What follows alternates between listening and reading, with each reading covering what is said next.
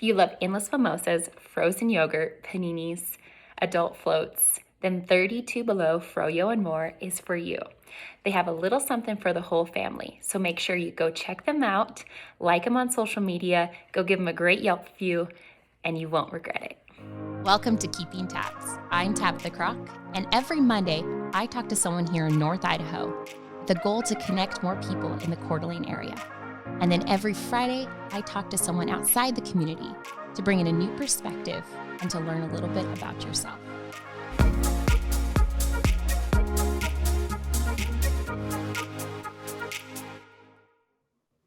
All right, I have Jeff with me today. And if you're watching this and you don't know who he is, go sign up for TikTok and follow this guy. He has some of the best content I have ever seen. I've laughed many of times. I think you've gotten through a lot of people through COVID with your content.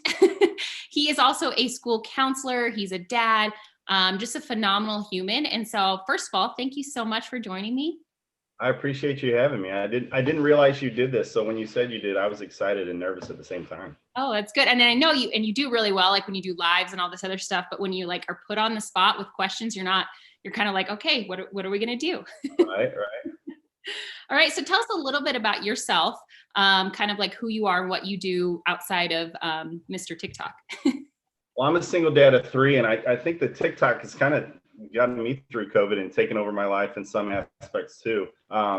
Typically I'm a school counselor. I also coach soccer, but it seems like a lot of that stuff has kind of been put on hold. Our school is completely remote, so the students are at home. I still go into work, but it's just odd being there without the students. So, I'm not a big TV guy, and really TikTok is, in a weird way, it's kind of provided me some entertainment that I wouldn't have otherwise. Which is awesome. But I also am like, I don't know what you're doing to these poor women that are watching his content. There's a couple of videos where he acts like he's talking to you as the viewer, and it makes you kind of feel like, oh, I'm his girlfriend. And so you start to talk to someone, and I'm like, these women are locked up. These single women are locked up, and you're going to do this to them? Yeah, you know what? The funny way, the way that started was, just watching everybody else in their relationship, I call them tickies, or their relationship tickies, and realizing I'm single. And, I think about relationships on different levels a lot. So you hear everything that women really say that they want, and no man can really provide everything that they want on a day-to-day basis. So I did one just messing around. And then there's a young lady by the name of Shell Writes Romance. I don't know if you've heard of her, but she did a duet of it, and I had never heard of her before. Usually she has these guys where they're stripping down to their, they're taking their shirts off and they're cutting up wood or whatever they're doing. These buff, good-looking guys, and then she does one of me, just like this dad bod type, walking around talking. And since then, it's kind of taken off, and somebody cloned me as their virtual boyfriend, and just kind of ran with it. So it's fun. It's hard to come up with new material, but it's fun. Well, and it's awesome. And you've done some really cool stuff. Like I watch all of these groups of people. I mean, you went on a skydiving trip with a group of people from all over the place through TikTok. Everyone's making these friends. Some people are falling in love, and like, it's like dating. It's just crazy what this app has done. It's supposed to be for these 16-year-olds, and like the 30 something and 40 somethings have just taken over. Yeah, absolutely. I mean, the skydiving trip for me was, it was just a great experience. And you talk about the dating app. I had a little dating rendezvous on there myself that is like, as soon as it was posted, it also ended. But like the skydiving trip, I didn't really know some of these big names until I was asked to do that, because Kelly Mano put that together. She's got over 1 million followers, and she and I grew up together. We met probably when we were 4 or 5, and we were gonna play Little League soccer together, and our parents worked together. So I went to junior high and high school, and we've always been really close friends. And then she asked me to do it. And then she's telling me, like, there's a guy from California going to be there. There's another guy from North Carolina, somebody from Wisconsin, Michigan. So just kind of coming together with all those people, and you see them. It's kind of like right now talking to you. You see them on TikTok for 15 seconds, and you're like, wow, that's pretty cool. I like this person's stuff. And then you get to meet them. So it was a fun experience. Yeah. And like the whole dating thing, I've seen a lot of those different TikToks, people meeting or, dating, whatever it is. I mean, is it also hard to kind of like put yourself out there? I'm very like surfacey. I put out like, I put out very like feel good stuff and I keep Yeah. everything else. Is it hard to sometimes put yourself out there? And especially you're a counselor, so there's high school students that see you. I mean, is it difficult Yes. to like navigate that? Yeah, it is. For me, I'm pretty open about everything. You could ask me anything, and I'm going to answer.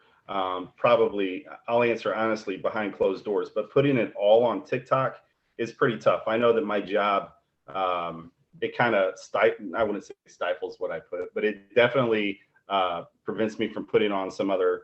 Not that I'm going to go crazy, but just some racier uh, jokes or whatever. And I have had students say something to me like, "Hey, I follow you on TikTok, or I saw you on TikTok." I just had in my live last night, I had a young woman say, "Hey, you were my daughters. You were their counselor." I'm like, "Oh my gosh!" There we So you're having fun with it, and then all of a sudden it's brought back to real life. Like there are people in your town that are watching you do this. So, with my relationship, I had one, and people say TikTok is not a dating app, and for me, it's not. I don't go on there looking even though I act like this virtual boyfriend. I don't go on there looking for relationships. But it just so happened that when I logged in May, I started chatting with somebody and we became friends. And she was in Florida, so we developed a really good friendship. And then probably towards the end of summer, we're like, well, let's see if we can make something of this. And we did, and we got to see each other a few times. And as soon as you put it out there that we were actually dating, um, that's when it got like it took on a whole different persona of itself, because social media is tough with the comments coming in. And I think for us it was more so the distance. Being in a distant relationship like that, and communicating, trying to keep up with it was tough. It was a great experience. I don't necessarily regret putting it on social media, but I do get those comments. They're like, "Oh my God, you're the virtual boyfriend and you lasted 1 week with that girl." I'm like, "All right, it was a little longer than one week." I love it. Well, you live and you learn. Yep, absolutely. So, what got you into counseling as your like full time, that's what you do and, obviously dad, what is the one thing that, you brought you to that career? Well, I went to college, and when I was going through college, I really had no idea what I was going to do. I just felt like I'm at that age. I have to go to college. My parents didn't go to college, so I was going to college to put off getting a job because I had no idea what I wanted to do. And when I was there, one of my professors was telling me, I said, "You know what? I want to do what you're doing." We were sitting down talking about classes and what I wanted to do for the rest of my life. And she says, "You need to go into admissions in higher education." So I went on and got a master's degree. And when I was doing that, I met a gentleman that worked in a financial aid at a school in St. Louis, so in the office there. So he got me a job. I started working higher education. I did that for 7 years. And then as I was doing that, I'm traveling all over the state of Illinois and then also the country, talking to guidance counselors about what they do. And I realized that that was the side of the desk that I wanted to sit on. So, I didn't go far. I actually am a counselor at the high school that I graduated from. But it's been a great experience, and I kind of feel like I found my niche with things. Yeah, I feel like you have a great personality for that. I feel like high schoolers would feel comfortable coming to talk to you, which is, I think, half the battle. Because I know when I was in Yeah. high school, that was the hugest part for our guidance counselor and our counselors is you had to feel comfortable talking to them. Yeah, absolutely. And some students, they'll talk to you once or twice a year about their schedule, and then other students are going to be down there like once or twice a day telling you about, their dating life. And I should probably tell them like, "Look, I'm not the guy you want to talk to about dating." So, Go watch my TikTok. yeah, yeah. Oh, so is there one thing that you wish you would have known before starting your career? Mm, Before starting my career, you know what I wish I would have done was, like I said, I feel like I kind of fell into a great job for me. But I always tell my kids, I wish I would have explored more options. I talk to my kids about what they want to do. I'm like, yeah, if I could have done this or that. Uh, it's just kind of where life led me, but I haven't ventured far from home at all. When I was going into college, my parents were going to get a divorce, so I had these big aspirations of moving out of the state. But then when that happened, I decided to stay home. oddly enough, they didn't get a divorce, and now they've got an incredible marriage. And they're both retired, and they're just like, hey, we're going to go to Alabama for the winter. But I wish I would have had an opportunity to kind of get out there and see some more things. Yeah, totally. That's a great point. I think I did it backwards. I'm like, let's just go travel and do everything and then Yeah. figure it out along the way. Yeah. So what is a life lesson that you have learned the hard way? A life lesson that I've learned the hard way is that your actions, you will always answer for your actions, whether it's immediately or down the road. And I think that's something that just comes with maturing a little bit. I know that obviously I was probably like a typical high school or college guy, young 20s type of guy. I kind of lived off the seat of my pants at times. And now looking back, I see how some of the mistakes I made, I don't regret them, but you make those mistakes and you wish you could have handled things a little bit differently. Yeah, that's a good point. And you're in St. Louis, right? Correct. So if I'm in St. Louis, what's the go-to eating place? Where do I need to eat breakfast? Everybody's going to tell you to go to the Hill if you want Italian, which I featured in one of my dating tickies. I think I said something about that. And as soon as I did, people were commenting, they're like, "Oh my gosh, you're from St. Louis. You mentioned the Hill. You mentioned toasted rabs or whatever it is." But I think big cities. That's the great thing about where I live, because I actually live in Illinois, right across the river from Busch Stadium. Across the Mississippi, but I'm 15 minutes from the stadium, so I kind of live in a quieter town. But when you want big city life, you can go to St. Louis, and they've got plenty of places. But I would definitely say you need to visit the Hill because it's known for Italian food. Good to know. See, I do this because when I travel, I have to figure out where I'm going to eat. Oh, absolutely, absolutely. So outside of being a dad, counselor, TikTok tiki maker, what are your like hobbies and things you do outside of that? You know what? I'm like a washed up athlete. So I like to, yeah. Well, see, I see you running and you still got it. I talk about how I used to have it. But when I was younger, I played a lot of sports, and then I kind of filtered that down to just soccer. And then I ended up tearing my ACL going into college. So soccer in college was kind of a wash. I played 2 years, and then it was just, I was kind of over it at that point. But I always love being active. So I still do CrossFit as best I can. I've done some competitions. It's been a while because I have this ongoing battle with food and staying fit. So I'm one of those guys where I'll bust my butt for 6 months and get in really good shape for a 42-year-old dad. And then 1 week I'll just splurge, and then for the next year and a half I'm downhill eating whatever I want. So I like to stay active. That's the one thing with being single that I really admire that about you, and you getting out, and you're always on these runs and checking out these beautiful spots, which, by the way, I remembered I would tell people about your tickies. And I'm like, she has like the best scenery. There's nobody else on TikTok that I follow like that, but I'm like, she does such a good job of like just capturing it all. And then you're like, oh, that's what I do for a living. I'm like, well, that makes sense. That's why you're good at it. So I wish I'd have somebody like that to stay active and just visit places. I would love to travel more, but I think in this season of my life, being a dad is kind of where it's at for me. So it keeps me grounded. I like watching my son play soccer, my daughters play basketball, so it keeps me busy. That's awesome. Basketball players. That's what I did. I did basketball, and so Oh yeah. I played basketball at Rocky Mountain College in Montana. Oh really? Yeah. So love it. Love when girls are playing basketball. I think it's amazing. How old are your kids? Well, Ryan is my oldest. He is 14, an eighth grader. My middle is Morgan, and she's in seventh grade. She's 12, and then my youngest lady is a fifth grader now. Oh my goodness, you have teenage daughters. Yes. Oh, it's nobody can prepare you for that. Like, Yeah. I honestly think that my son is he's easy for me, and my daughters, God love them. They are challenging, and it's in a good way. But sometimes when you're arguing with them, like you're going back and forth, because I said this the other day in my live too.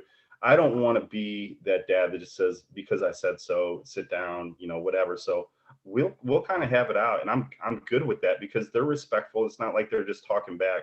But when you're trying to convince them that what you want them to do is right, but they make more valid points as to why they're right, it's difficult to look them in the eye as a dad and be like, who cares? Just do what I told you to do. Well, I know I remember my stepmom listens to this podcast, so she'll be laughing when she listens to this. Yeah. But I was the worst, like fifth, sixth, junior high. Like I feel so bad for her. If she's listening, I'm sorry again. I was awful to my stepmom. So I remember those days. Yeah, it's difficult ages for sure. But Yeah. Well, my daughter, it's hard for me getting one-on-one time with my kids. So just today I had to do some grocery shopping and I asked my middle child, Morgan, to go with me just so we could have like 30 minutes of talking and kind of goofing off together. And we were having this discussion about how she's so hard-headed and stubborn. And I'm explaining to her what I mean by that. And she's like being hard-headed and stubborn about it. And she's like, Dad, that's not me. I'm like, that's exactly what I'm talking about. You like the argument we're having now is the argument that we have in life every day. And she's like, whatever, that you make no sense. well, yeah, and I was raised by a single dad for, my parents got divorced, and my dad, he actually signed us up for country line dancing classes together. Oh yeah. And that's how we spent alone time. Is that, yeah, we went to this little bar and did country line dancing. I think it was fifth grade or something. I would love that. My kids would just laugh at me, but I would love it. Oh yeah, we learned a lot about each other. Oh, I bet. Oh, that's funny. So you're this super, you seem like a very outgoing, charismatic, very positive person. Is there something or someone that inspires you to kind of be your best self? You know what? My parents are about as good as they come when it comes to parents. I had the best life growing up. My dad was a police officer. My mom was a postmaster, so it's just very like humble living. But I didn't ask for tons of stuff, but they gave me everything that I ever wanted. I traveled. When I was 14, I went to Europe to play in a soccer tournament. My dad picked up extra shifts to make that happen.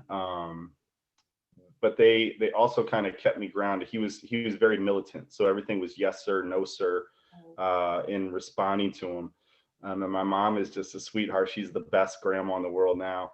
But I like that kind of structure that they gave me. And now, when I turned like 22 or 23, I kind of figured it out, because as a kid you grew up and you just think your parents are full of it. But then when I was about that age, I'm like, wow, they were right a whole lot more than I ever gave them credit for. So Yeah. even now I can look back and laugh at some of those odd story is that I live in the house that I grew up in. So when in 2001 they ended up selling it to another family, and then when I got my divorce, I bought it back from that family.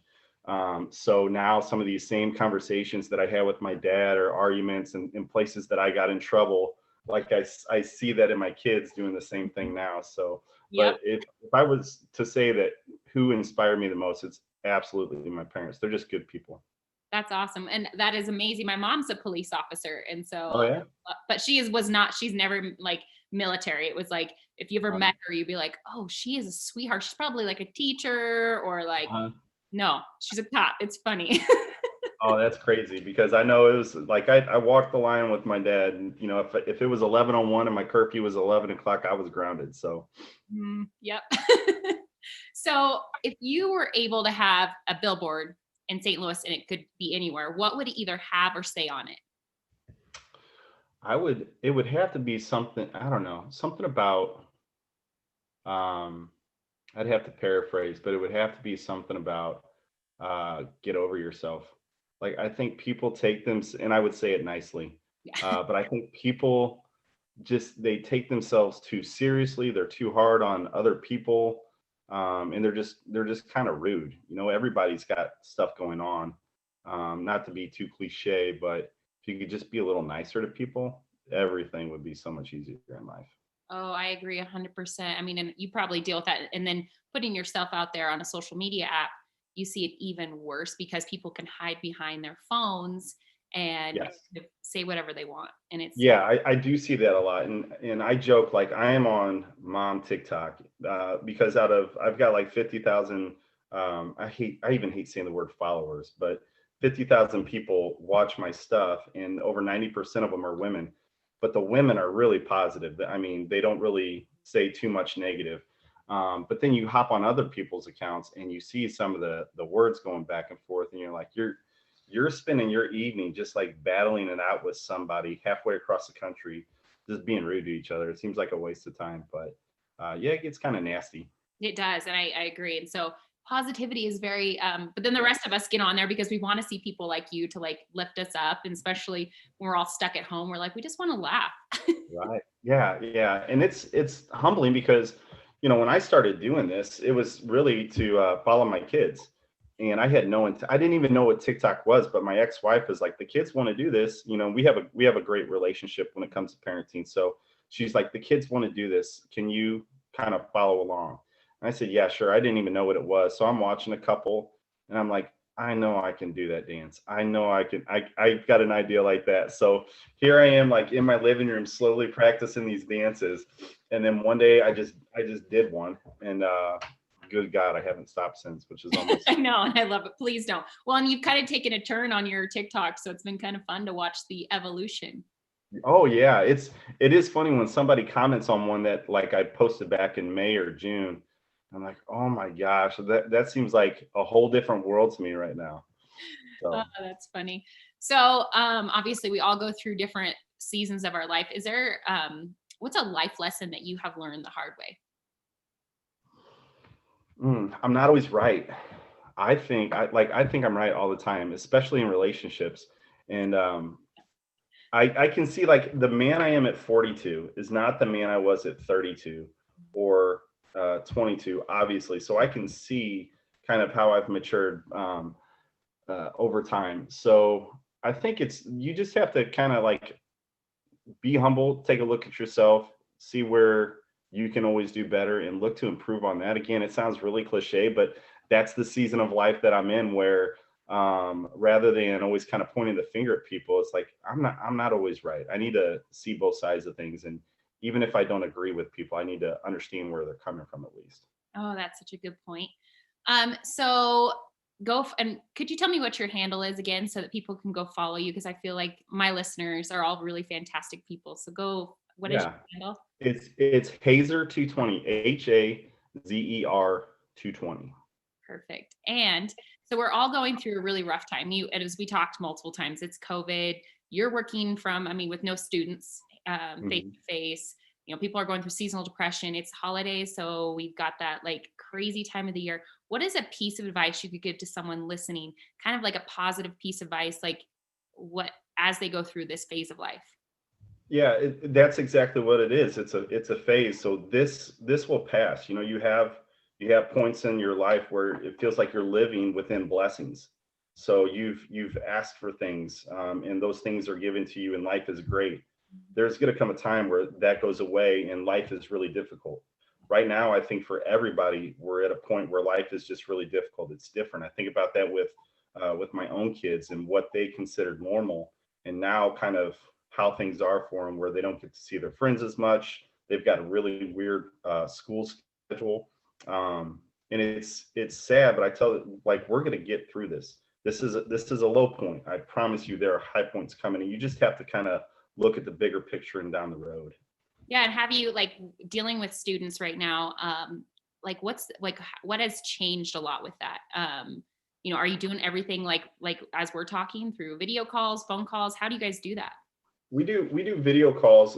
We do Google Meets with the students if they want to. I feel bad for them because there's a lot of good students that they're falling off the map, and you worry about them because Yeah. the town that I live in is it's very middle class. You've got some very wealthy families, then you have a lot of families that don't have a whole lot.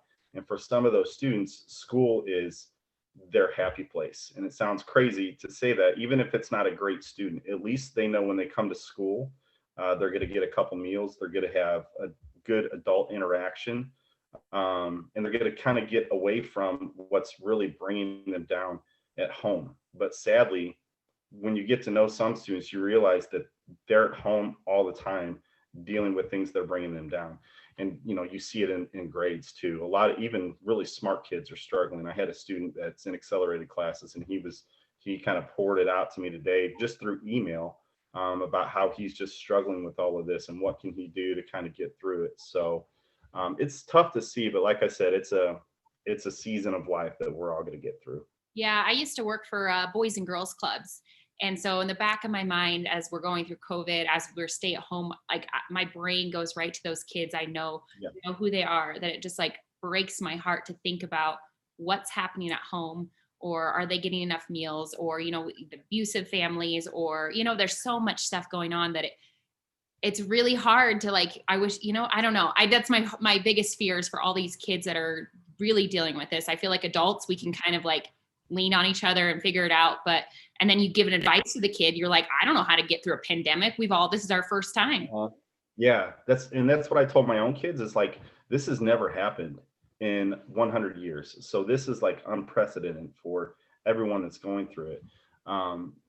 Yeah, like some of the kids that I have, I don't think everybody's got an opinion about COVID or how you should live, whether you should wear a mask or not. Here I was getting all these comments and questions thrown at me from women like, why are you single? Who would you date? Blah, blah, blah. And someone's like, how do you feel about masks? And I'm like, I mean, I wear one because I'm not going to give a hard time to the 17-year-old at the grocery store that says, please put your mask on when you walk in the store.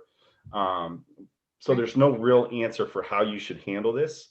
So sometimes I'm like, yes, let's just like shut everything down for 3 weeks and get through it. Other times I'm like, these kids need to be back and be taken care of in a lot of ways. So I don't know. There's no definitive answer for it. I know all of us were like, well, I mean, most people are like, yeah, I get it. And you don't want to, I mean, it's just this constant, I feel like I should wear masks or I should stay at home.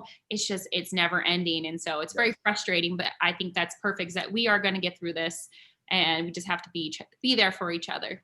Absolutely. All right, Jeff. Well, thank you so much for giving me some of your time today. I appreciate it. It was great talking to you. Thanks for listening to Keeping Tabs. I'm Tabitha Kroc, and every Monday I release a podcast about different community members here in North Idaho. And then we end the weeks on Fridays with a podcast about the things I'm passionate about: outdoors, adventures, sports, the van life, and even current events. So if you like what you heard, make sure you subscribe to my YouTube, Spotify, or iTunes. Thank you again. Now go be kind and do something great.